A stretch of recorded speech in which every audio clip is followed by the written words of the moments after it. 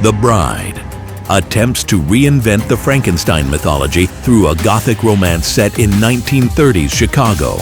But the result is a messy and incoherent film that struggles to justify its existence.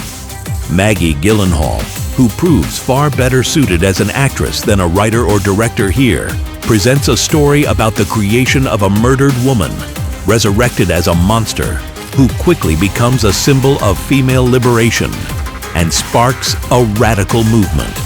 What sounds intriguing on paper quickly collapses under a story that feels directionless and poorly constructed. The film constantly shifts between horror, dark comedy, musical moments, and crime drama, but none of these elements ever find a cohesive rhythm. Side plots involving Chicago mobsters add unnecessary distractions that contribute nothing to the central story.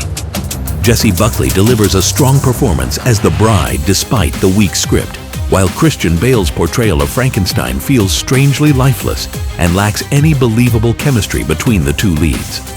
The film begins with promising potential as Mary Shelley introduces the story and hints at creating something even worse than Frankenstein himself.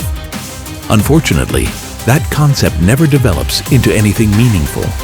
Scenes drift without purpose, character motivations remain unclear, and the story becomes increasingly confusing as it moves forward. Jimmy the Hat shakes his head at a film that piles on stitches and staples, but never manages to breathe real life into its monsters. Stay tuned for the next review and keep watching at the Movies with Jimmy the Hat. To purchase this film's movie poster and receive 10% off all posters, use code JTH10 and scan QR code